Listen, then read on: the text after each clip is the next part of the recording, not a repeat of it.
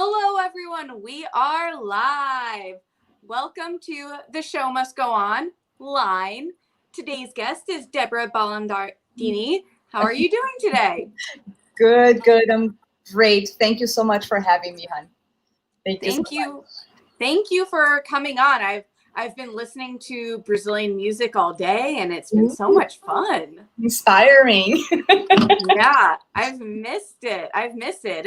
And to everyone, I think most of my viewers know that I am part Brazilian. I have a Brazilian passport, so it's really great to dive into that part of my, ethnicity and heritage and everything. And so why don't we just start right off and tell us your origin story? Where are you from? What got you into the arts and everything? I am from Mars, and no, I'm just kidding. I landed in a spaceship. No, I'm originally from Brazil. I've been living in New York or close to New York for the past 25 years. And I come from the south part of Brazil, a city called Curitiba in the state of Paraná, which is a very interesting city. It's a beautiful, beautiful city. And I grew up in there until, I spent my whole childhood in there. There were certain cities, that my father was a bank manager at that point. So he traveled a lot, so we had to go to different cities, but it was for like a year, 2 years or something like that. But when I was 9 years old, I got moved back to Curitiba. And then I stayed there until I was 25. And please, guys, don't make the math, okay? But I've been here for 25 years. We'll talk about that later. But that's basically like my background as far as where I grew up and things like that. In terms of art per se, I think that I always have to say that I started or that I felt a call to be an artist when I was 6 years old. Wow. And that's very vivid and very, it's very clear. It was always very clear to me. And I always tell this story. It was an old TV. And, at that time in the 70s, you didn't have TV all the time. You had other things to do. You had to go to the backyard and play, and that's what we had. And I remember coming into the living room and the TV was on for some reason, but the image was really bad. And I see like this empty space and somebody comes into this space and starts dancing and doing things. And I was like, what is that space? I want to be in there. I want to be in that space doing what that was a lady. But I couldn't really see what it was. It was a really bad connection. And I remember from that moment that I wanted to be in that space, even though I didn't know what that space was. Because it was a very small city. And of course, with time, I started doing theater in school, and they do the little plays and the little things. I was like, oh, that was the space that lady was, and that's exactly where I want to be.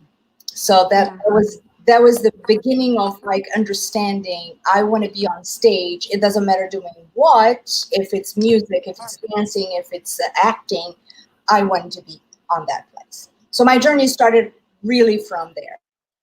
Wow. Things changed a little bit. I started taking acting classes in the little community theater, and participating in small plays and things like that.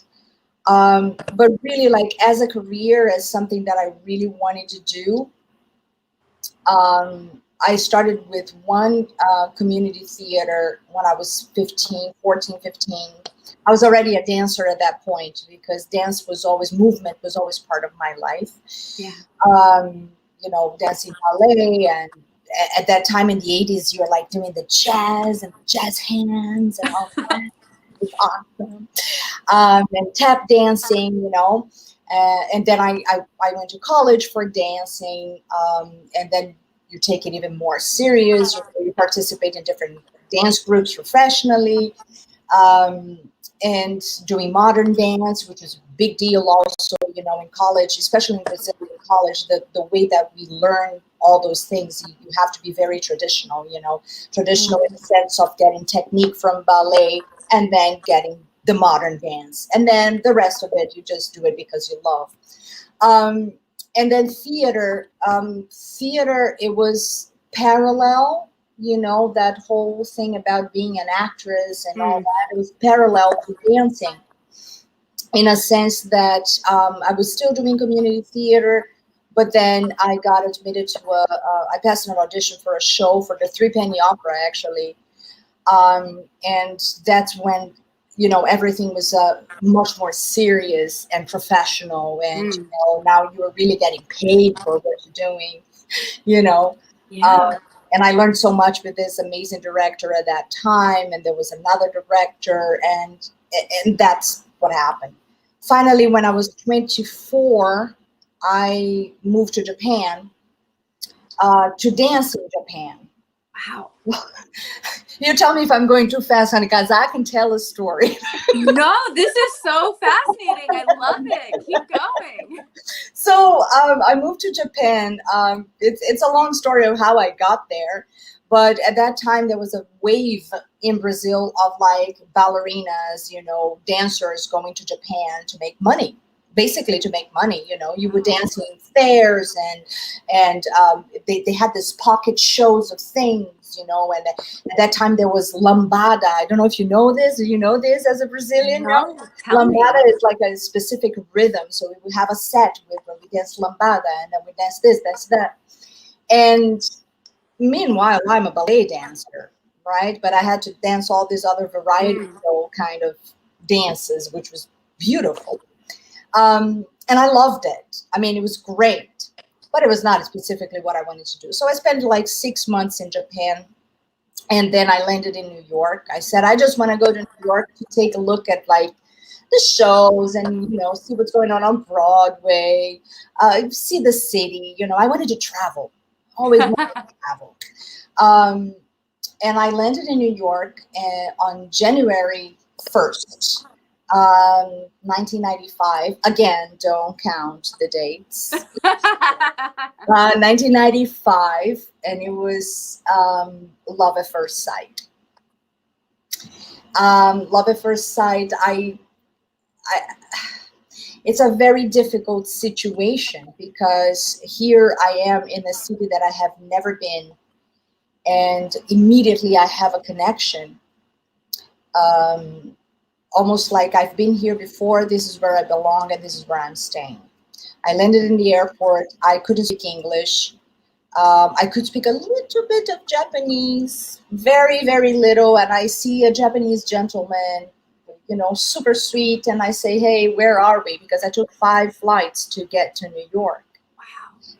I got stopped in LA. It was crazy. And he goes, I go like, where are we? And he goes, I go, you mean New York? And I said, oh, great, we got in. All right. So I get off and I say, listen, I don't speak English. My horrible Japanese. I don't speak English. I want to make a deal with you. You take my bags. We'll put it in the cab. I'll drop you off. You drop me off where at this address. I had a hotel address. You drop me off there. And then from then on, I pay for it. And then from then on, you just go. I just need somebody to really help me carry my bag. Because my bag was like this huge thing.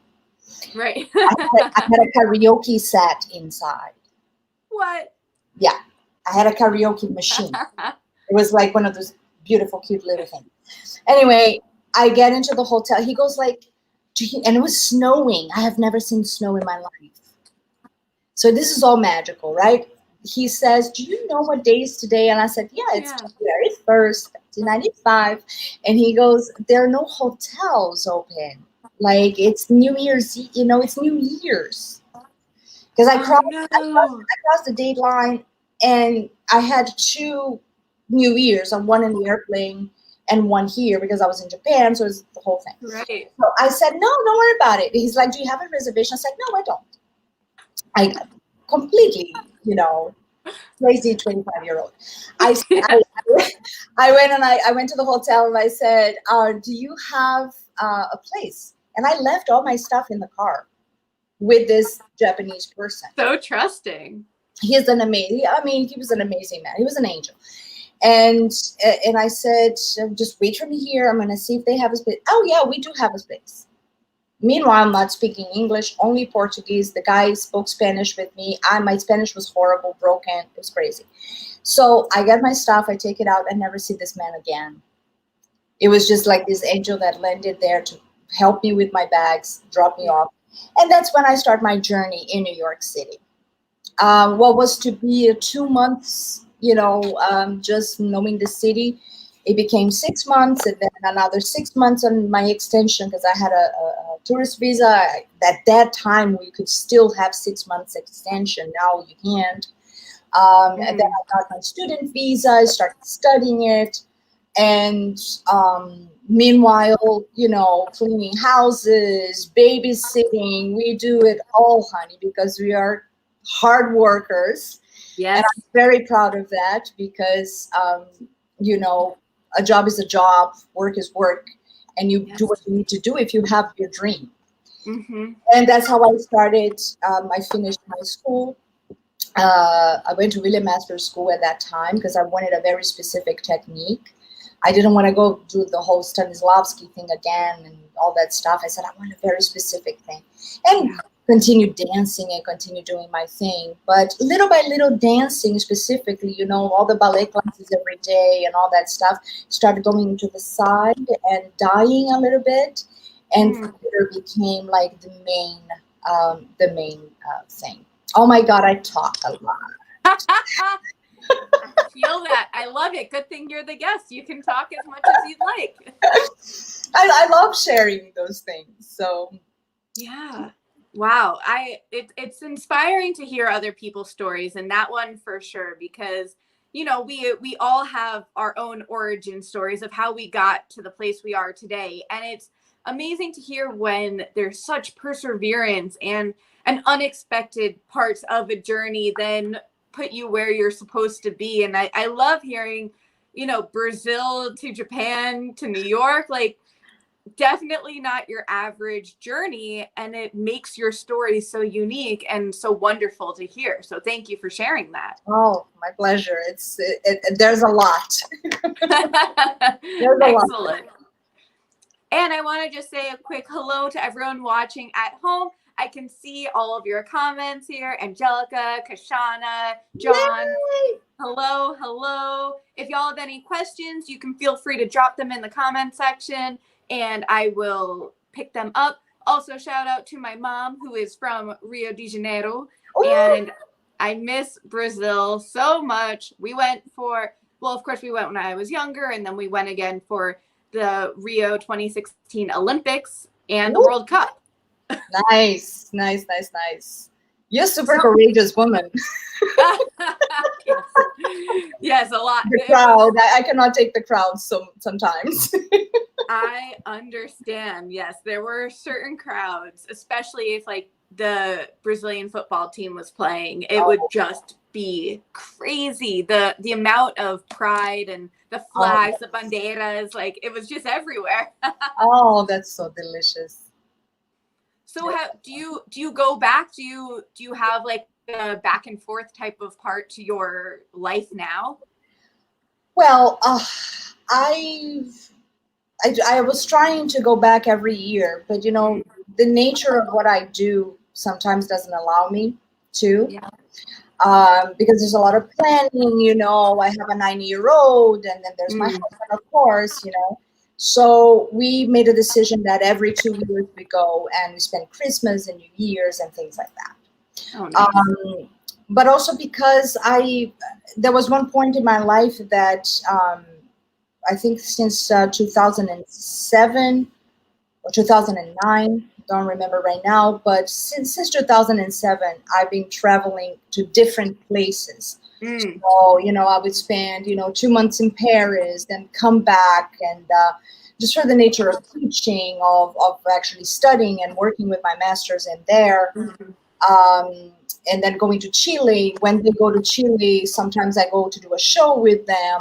Of course, now we can't do any of that because, we are all quarantined and crazy times. but I think that one of the reasons that I came to New York, that I like New York so much, is that I felt that freedom of coming and going. And I'll Right. tell you a little bit about why that freedom. I grew up in the very tail end of the dictatorship in Brazil. So even though I was like 13, 14, 15, like at that period where you're still, young and you don't really care too much about politics and you're doing your thing. And, I think that youth nowadays is much more aware because we have the internet, you hear things all the time, you hear politicians all the time, you hear what's going on all the time. At that time, especially being, in that tail end where things are a little, presidents are changing and presidents are not elected, by the people. They're elected by the actual government. It's a whole big thing. Right. I never had that sense of freedom. Right. And I remember my fiance at the time said to me, like, so we're going to get married. You're going to be a doctor. Because I went to a little bit of medical school and physical therapy and things like that. I took so many different courses. And every time I was like, no, let's do theater. The natural progression. Exactly. But everything, I still love anatomy and I still love physiology and kinesiology. I love those things. Especially when I work with movement in theater. It's fantastic. But anyway, so that tail end was always about the freedom to me, It's not that you could not go to school and walk on the street. Of course you could. But there are certain things you could not say, we could not talk about the government. You have to be a little bit. And I felt much more inside the theater. Because even though the actual dictatorship ended, quotation, I still would do a show and there were the censors sitting down the day before. And they sit down the day before and they look at you, you do the whole play for them, just for them.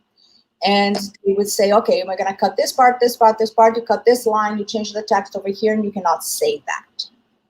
Wow. And it's a passive act. You just go like, okay, well, I won't do that then. Okay, so you have to rehearse overnight, or you have to rehearse the next morning and redo the whole thing, or whatever it was. So that sense of freedom is what got me to like, I want to travel. I want to go. I want to see other things. I want to see other cultures. When I went to Japan, I didn't have a passport when I went to Japan. Like I had to get my passport, in 1 month I had to have everything packed because I had a contract. I had to be, on a certain date. There was a show. I had shows for 6 months and it was just, I had to do that. But that sense of freedom and that sense of freedom through art as well, we artists are a little bit from another world, I think, because we are not afraid to say things, right? We also have some sort of diplomacy, oh, you don't want me to say it this way? Let me make a song about it. Let me make a song about it, and people will understand it. And those are the ways of the dictatorship as well. Like you had to ingrain all the messages into songs, into a bunch of things. That's an extensive subject, that we can be here forever talking about it. But I like that the sense of freedom. I could not understand why we didn't have equity. Why couldn't we say certain things, and why couldn't we be equal? Right. Yeah. And I think that art gave me that that channel, that path of like, I can actually say things through this, and look, I love it. Because one thing is to say, oh, I can only do things through art, but I'm not an artist. No, so the two things went along together, went really well. That's amazing. And I think that even really speaks to what we're going through right now with, everything in politics, but also with the pandemic going on, is so many people are finding that art is a way to express themselves, and they're turning towards art, whether that's plays, music, dance, Netflix, books. Like there's so many different aspects of art that I think are helping us in this time where you're quarantined either by yourself, which is one problem, or you're with a lot of people, and that brings up a different thing. And and that unifying factor is that everyone can turn towards art and feel like their voice is being heard, or they have something. So it is a sense of freedom, both when you're able to do it and you're the one acting or dancing or producing, and also the audience being able to take that in and have that shared experience. I'm gonna have to get that little part you just said, record it and amplify it and put it on social media and make it viral. Because in this pandemic, I think that we all, and this is a fact, we all learned that nobody can live without art. Of course, yes. Nobody. You cannot hug your friend because you cannot. You cannot, you can only hug the people that are around you. What do? You resort to the movies, to the book, to writing, to painting, to all that. So besides being a form of expression, is also a way to nurture your soul, right? Nurture your soul. And I really, really hope that people now understand that art saves lives, right? Yep. It's something very difficult sometimes, when you're asking for money, for donations, this artist, that artist, this project, now I'm doing this project, I need donations, I need this, I need that. People sometimes don't understand that money is basically energy. Right? We live in a society that there's money. There are societies that don't have money. They're still alive, right? We can go over that. Yeah. But in our society, we do need money. But art has been saving us in this time, and art has been giving a voice. I'm here talking to you now. Maybe I would have never had the chance to talk to you right now because, maybe in another year or so, or, we would have coffee, which is wonderful. I would love to have coffee with you, to chit chat and speak Portuguese. But we need, all of us as a society need to understand that art is essential. Yes. For mental health. For mental health. Yeah. Right? We put that always aside. We always put that aside. We and this, to me, honestly, is about lack of knowledge of how your psyche functions, how you're conscious and you're unconscious, and you know what I mean? How much we bottle in from childhood, how much we keep it inside for so many different reasons. Maybe because you don't have a voice, you're not free to speak, and that goes back to dictatorship to me, right? You're not able to speak, or because you don't want to hurt others, because of the environment. There's so many different pieces to the puzzle. Yeah. But we are forgetting mental health. We take care of everything. We have medicine, we have this, we have that. Now I love this whole wave of meditation, of well-being. I love it. I love it. We need more of that, And art. It doesn't matter what it is. It doesn't matter what it is. If it's the voice, I work a lot with a voice, there is a sentence from one of my teachers that he says, it might be a little heady right now, but I'm going to say it. Listen to the voice in speech, and you will know what thinking is all about. Oh, wow. Well, when you listen to a person, you know what this person is about. Is it shy? Is it more extroverted? And especially when I'm teaching, that's the first thing. Is like, oh, we're not going to do the monologue now. No, we're just going to talk, because actually what I'm doing is I'm listening to your voice. I'm listening to what you are about. And it's not even about what you say, how much knowledge you have, how much of this, how much of that, but who who is speaking to me, because the voice says a lot, because the body says a lot. And this is all art, especially for an actor. We work with the body, we work with the voice, we have to portray other people. We have to be a lot in tune with psychology. You know? There's a very thin line that separates psychology from theater, and that's another subject. But yeah, I think that in this pandemic, we need to help people to heal through art.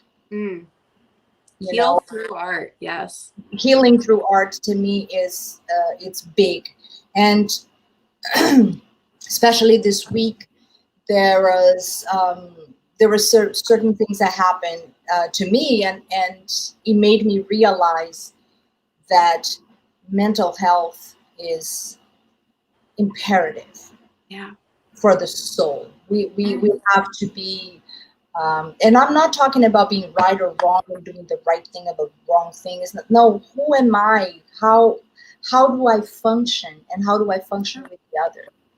You know? How do I actually don't throw a bottle in somebody's head? Right. Because taking care. Yeah.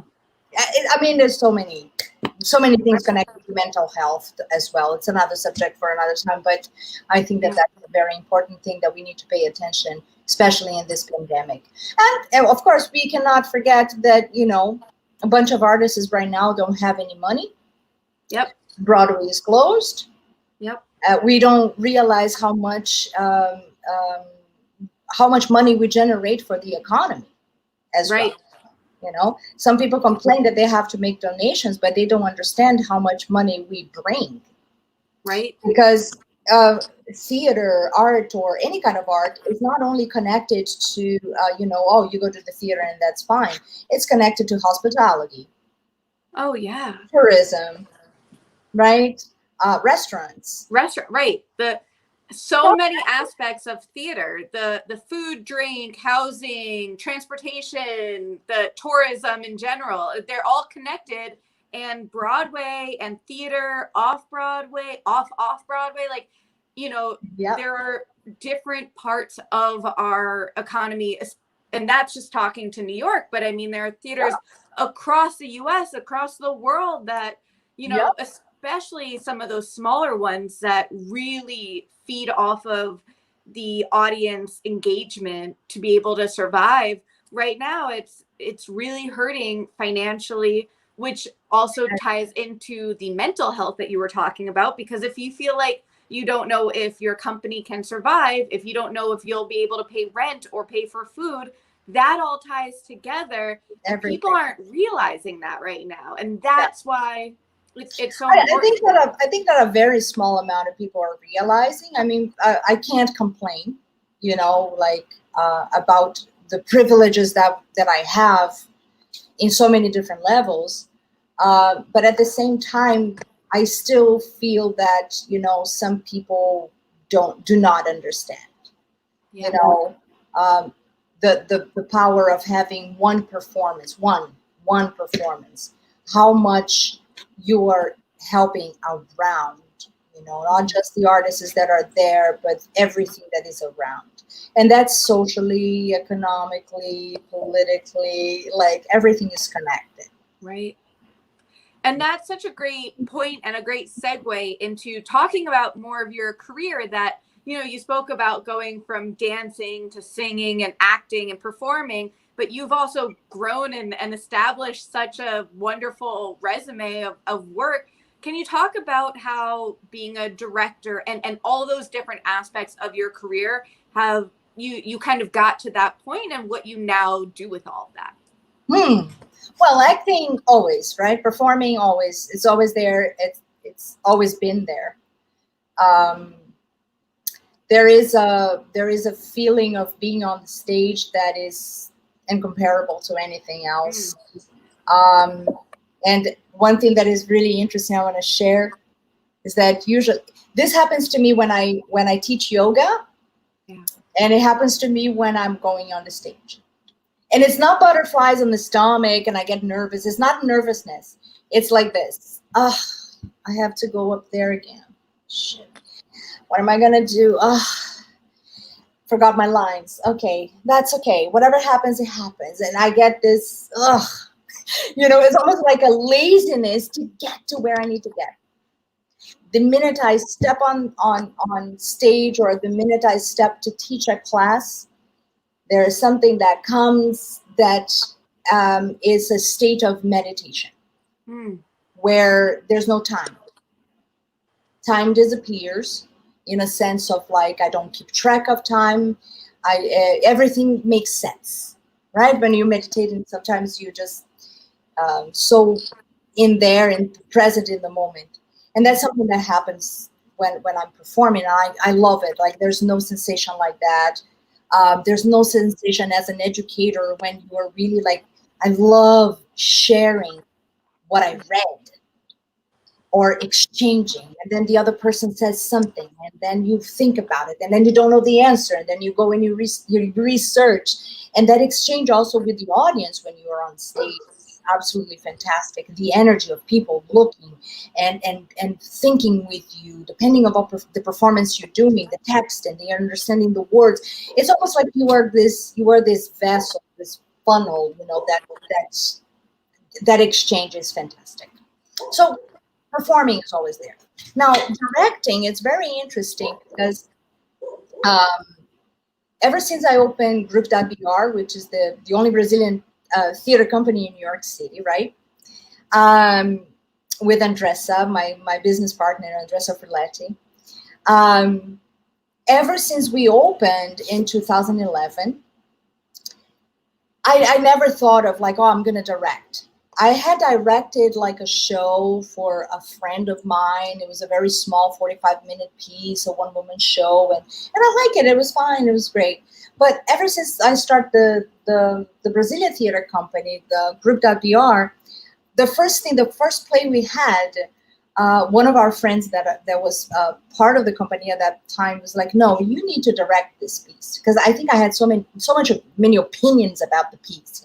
He's like, I think you need to direct this, and I was like, okay, if I'm gonna direct it, it's gonna be like this. I don't want any sets. I don't want this. I want everything movement. And I started like going crazy, and then I wanted like this and like that, and then they're like, okay, I think you need to direct that. I said, okay, I will direct this, but I don't want to do it alone, right? Let's make sure that you always feed me what you're thinking. Part of it because it's like, oh my God, what am I going to do now? Yeah, I have to collaborate here. So it worked out beautifully. I loved it. It was really good. And I even did like a small character, and from at some point I was like, I don't want direct and have a character. No, I can't stage and direct, because I'm like a one-trick pony. Really, I just go and I do one thing and I dedicate myself to that, and then I move to the other thing. I can do many different things, but in different times. Yeah, I'm very systematic. So directing started more or less like that, as a collaboration, more than just like I'm the director. I tried the direction, but my business partner, my partners at that time, we were 3 at that time, they were just amazing, in every, like, they made me grow as a director. They made me see things that I never paid attention to. So the process of directing is a very interesting one. Nowadays, I'm a little bit more courageous to say, okay, I'll direct this. But until, this whole past 5 years, I've been, weird. But in 2016, when we came up with, we had this first show, then we had Infinite While We Last, which I also signed for the direction. The concept was from Andressa, so I was really, really tied to the concept because it was so brilliant, and I was like, I don't want to lose this. So she always, had her whispering in my ear, like, it's more here, more there, and I'm like, great, great, great. So it was a beautiful collaboration. In 2016, when we did Inside the Wild Heart, which is an immersive piece, the other piece was it was immersive as well, but this one was really, really like going inside this wild heart. that's when I said, I don't want to direct this one. I need to be on stage. That's where I want to be. And so I didn't have any parts here and directing there. It was like, I want to be on the stage. But meanwhile, as we were in rehearsal, sometimes we have events. We have, like brunches that we do. And we have a beautiful party, Sarava party, which you have to come, by the way, when things are reopened. Sarava is like a 600 people party, and carnival and big puppets and things like that. My business partner is very creative about this kind of stuff in terms of like making things and visual art and all that. And so we do those things. And sometimes, not sometimes, every time we do them, we always have a little bit of performance, right? But we don't hire a director to do that. We do it ourselves. And I remember just very clear, one of the events that we were doing, we were trying to decide on a scene, decide on a small performance we were doing, and suddenly it hit me. And time stopped a little bit, and everybody was looking at me like, what's going on? And I didn't tell anybody what was happening to me, because at that moment I was like, oh my God, I am a director. That's when it hit. Wow. That's when it hit. Like the same time when I was 6 years old and I said, I want to be there.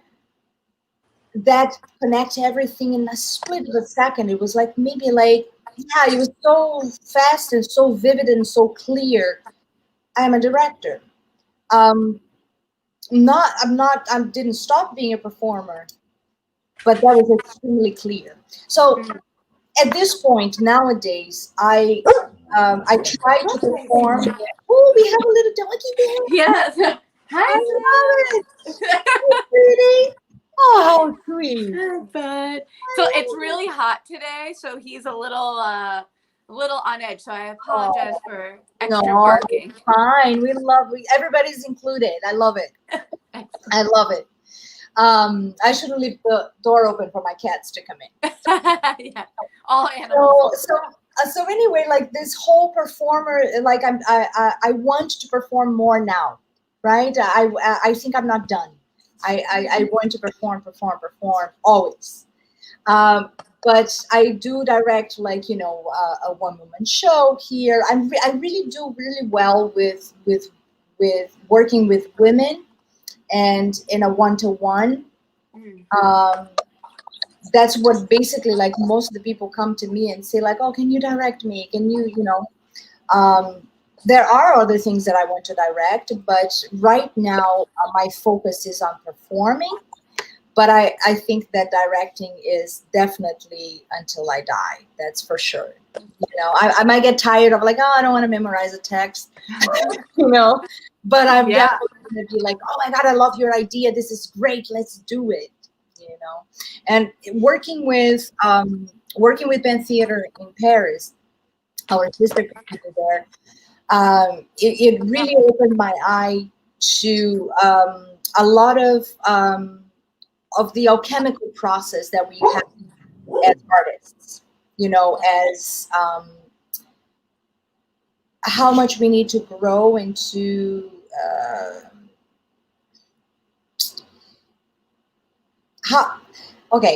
I'll put it in a very practical way. I see a person, immediately I go like, oh my God, this is a show. And I see that potential. And then I fall in love. And then I say, we're going to do this. This is going to happen because you have something you need to say. This is beautiful.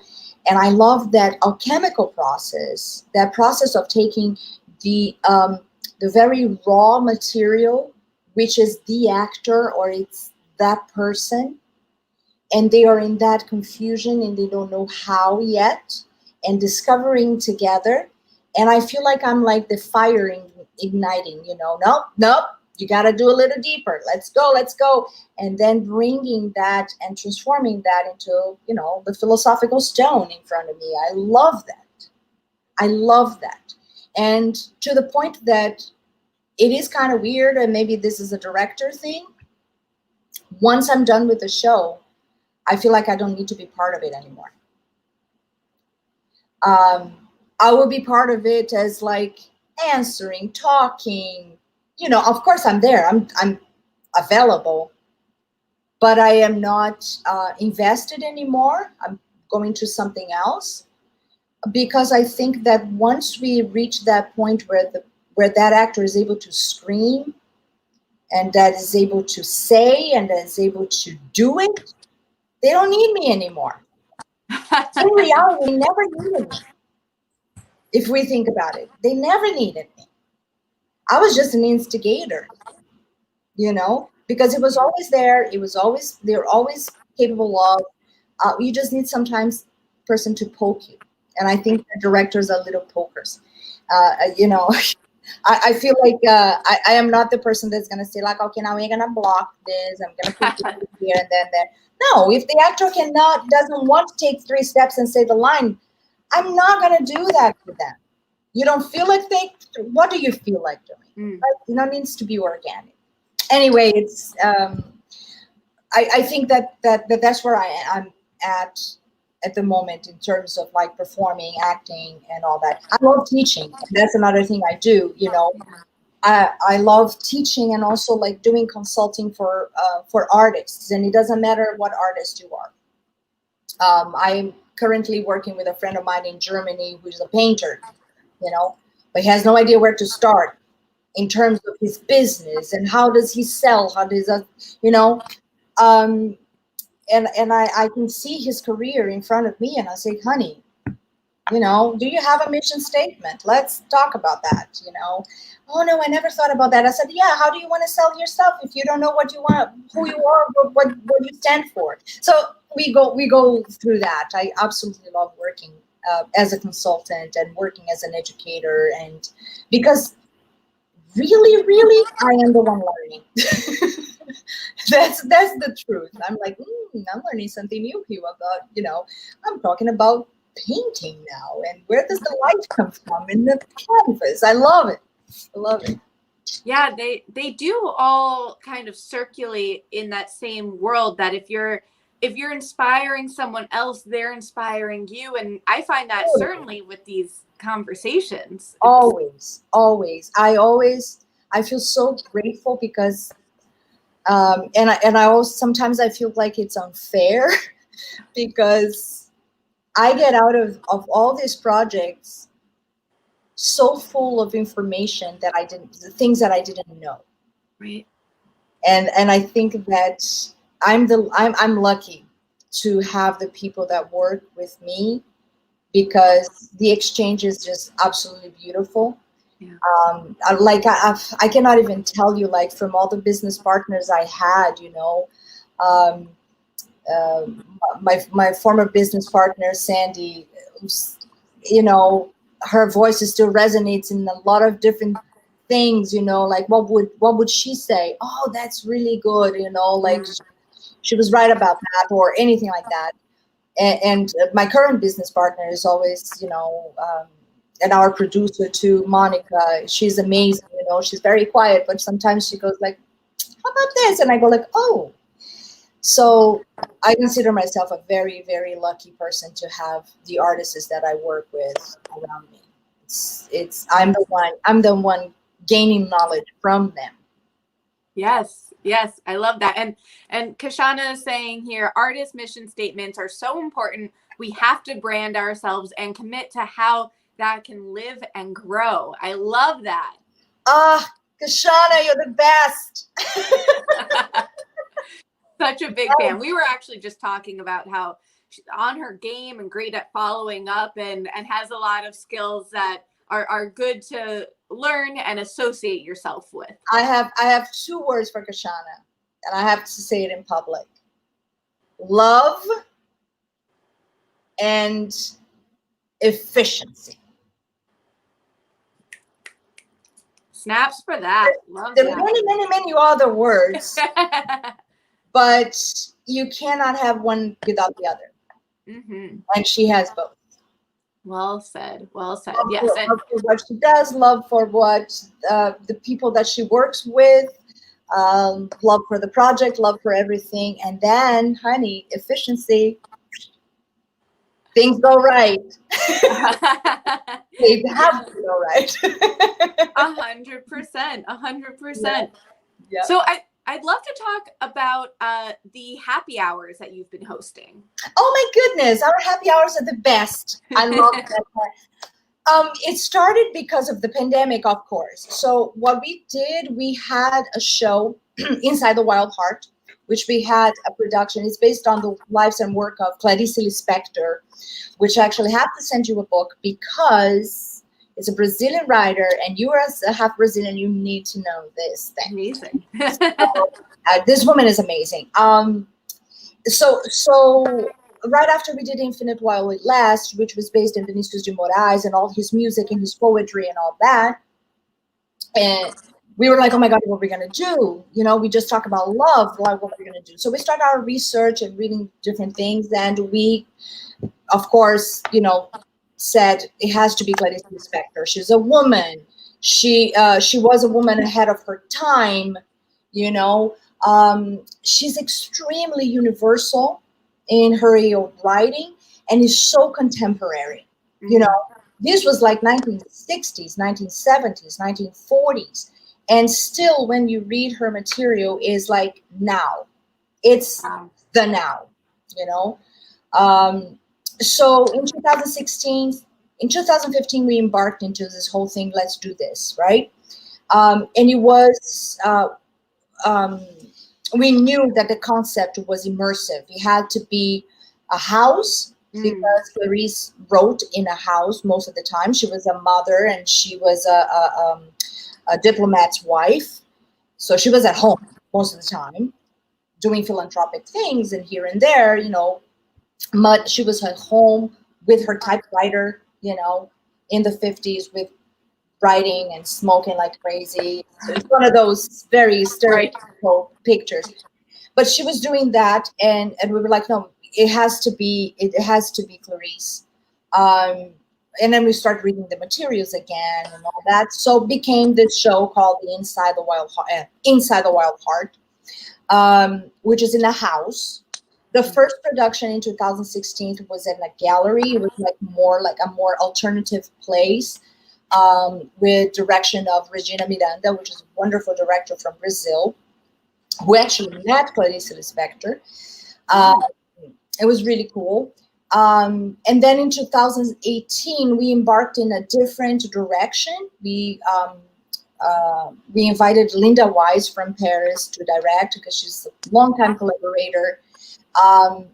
And then it was actually in a house, a 3-story house with like 3 mezzanines, 4 bathrooms, 3 kitchens, an outside. Like it was this whole thing. It became 11 plays in 2 hours. Wow. So basically you get into the house, you see the actors, they're cooking, they're talking, they're taking a shower, and you walk around the house. It's immersive, right? You just walk around the house and you see basically the most important characters of Clarice Lispector's body of work. And when I say body of work, it's her 9 novels basically, and 7 short stories because we couldn't put all the stories in. So that's the project, right? So here we are. We do 2018, great success. We got mentioned at American Theater podcast. We are super excited. Everything's so. Let's bring it back for her centennial, which is 2020. So we spent 2019 preparing for the centennial, and then the pandemic hit. We were supposed to do this show, a bunch of events also happening around this, right? Another Sarava party and brunches, and we had a whole programming for the whole year. And we were going to bring the show in the fall, and then we are still celebrating her birthday on December 10th, which is her centennial, and everything is going to be beautiful. And then we are all locked at home. So the happy hour online came out of that. Wait a minute, we need to keep celebrating. We need to keep celebrating. I mean, you know, we're going to learn this Zoom thing. Yeah. You know? And then we had to learn the Zoom thing. Andressa learned more than I did, but we need to learn this. And we came to the conclusion, like, okay, let's start reading her texts, and also let's start bringing people up, hence the name, Happy Hour Online, because we wanted to, in the whole craziness that is still going on, but I feel like now we know to navigate a little bit more. We know that we can go to the store next door or something. We can already do some things. But at that time, oh my God, we have to lock ourselves. Don't go to the corner. What do we do? So in this craziness of 7 days a week, we decided that we wanted to have at least 1 hour that we could give ourselves and bring some nice things to people. So Clarice is already very existential, so we had to be very meticulous about what text to pick, that it was not so down and so like, oh my God, why am I alive? All these things. But it took such an extent. It's been a great success, because then we started like getting actors from not only from our pool of actors in New York, but people from Brazil as well, some actors from Brazil that have been collaborating, amazing people. But also we wanted to find a way to help the actors that were here. So it's every Wednesday at 6 o'clock in the afternoon. Usually we read 3 short stories, and then people can donate. It's donation based, and every donation that comes, we share between the company. We put a little bit to the company and the rest for the actors that are performing that day. So we are always very aware of people, of actors, of artists.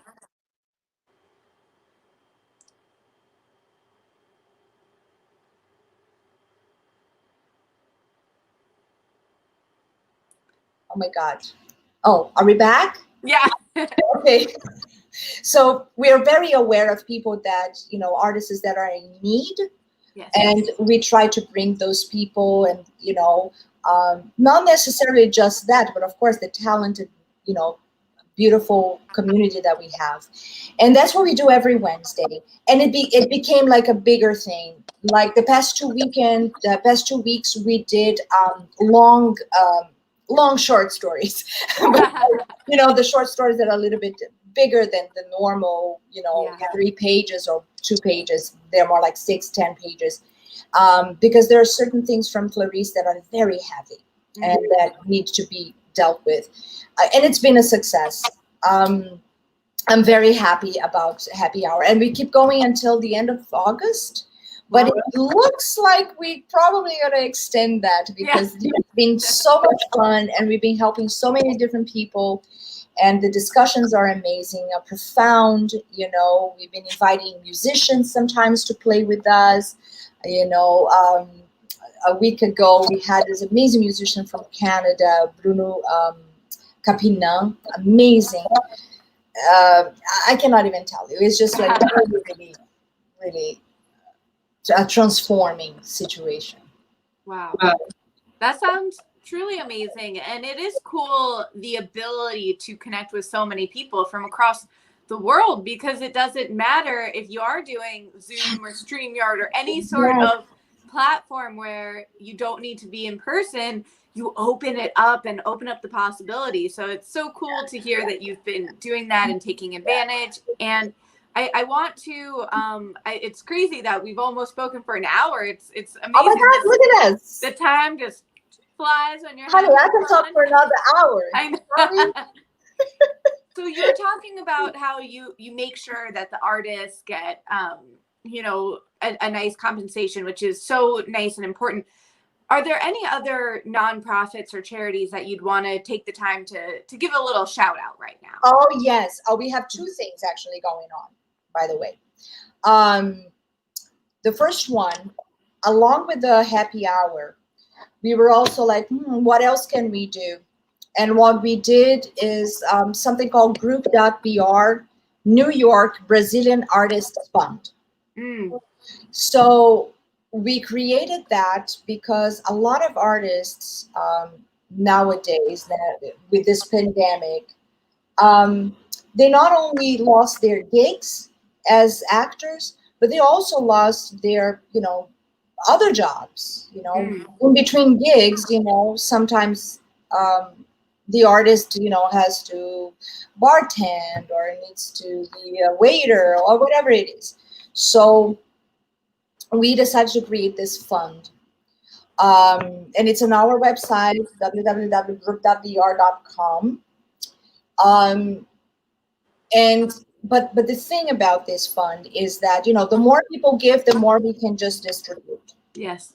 So basically 20% of this fund goes to the company to help the company survive, because we also don't want to die, right? We came this far. Yes. We don't want to die. But also the 80% of this goes to the artist. Mm. And it's a small amount, but it holds this artist. But the thing about this is that the artist, most of these artists are immigrants, Mm. and all the help that the government is giving doesn't apply to them. Mm. And some of them are like on an O1 visa, or they are waiting for their green card. Right. They cannot leave the country. So they're stuck. They're basically stuck. They cannot go back. They cannot stay. How do we do that? But then I can't work here. Because, it would be much easier if they just travel and go back home and Right. stay with their family. But it doesn't happen that way, because if they leave, they run the risk of not coming back Right. to the job that they already had. Mhm. And this goes from like workers on Broadway to Right.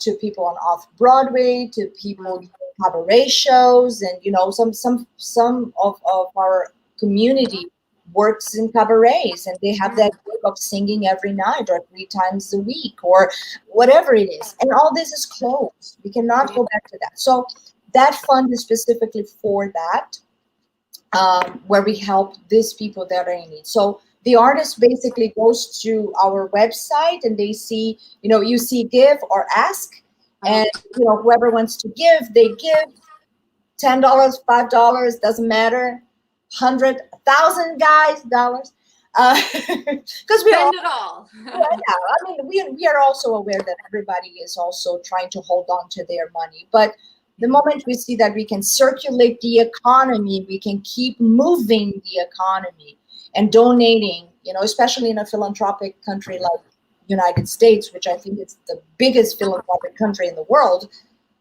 We have to research that, but I think it is. It's also important that, so these people give, and then the artist then needs, they can ask, and then they fill up a form, and they give us why, and they have to prove that they're Brazilian and that they live in the United States. Okay. Yeah, United States. No, I'm sorry. The state of New York. Okay. Yeah. We wanted to expand, but we're not ready yet. We want to expand also. But there's also another thing that goes on every Friday. We got invited by a DJ friend of ours, Dale George, and he's awesome. And he has a party.